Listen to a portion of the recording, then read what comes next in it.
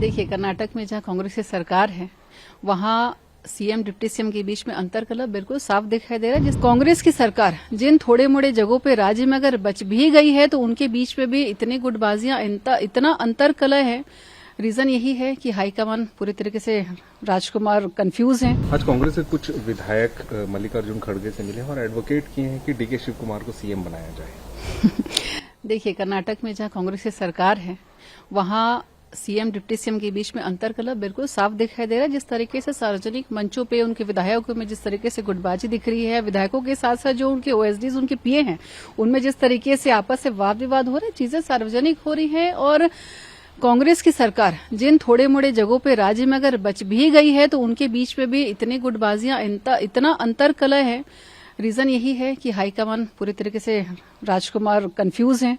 राजकुमार के कंफ्यूज होने के कारण जो जिस राज्य में थोड़ी बहुत पार्टियां उनके जो नेता बचे हैं वो भी कंफ्यूज है। इस सब कंफ्यूजन में समझना पड़ेगा कि जनता के लिए कौन सोचेगा।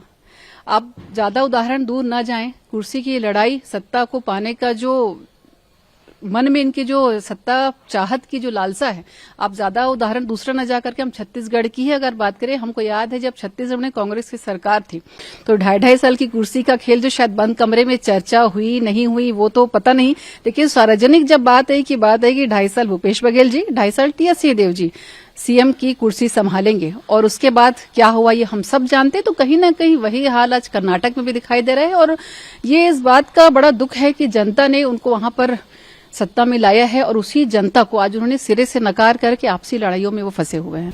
सर, 6 कांग्रेस विधायक अभी मल्लिकार्जुन खड़गे से मिले हैं और एडवोकेट किए हैं कि डीके शिव कुमार को सीएम बनाया जाए।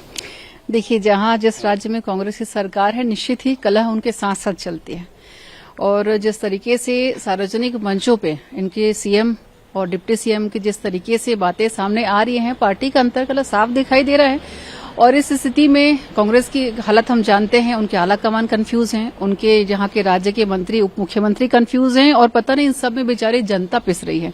तो मुझे लगता है कि एक बार सारे विषयों पर उनको चिंता करनी चाहिए और कुर्सी की लड़ाई को छोड़ करके कर्नाटक के जनता के विकास के लिए काम करें तो मुझे लगता है कि ज्यादा बेहतर होगा।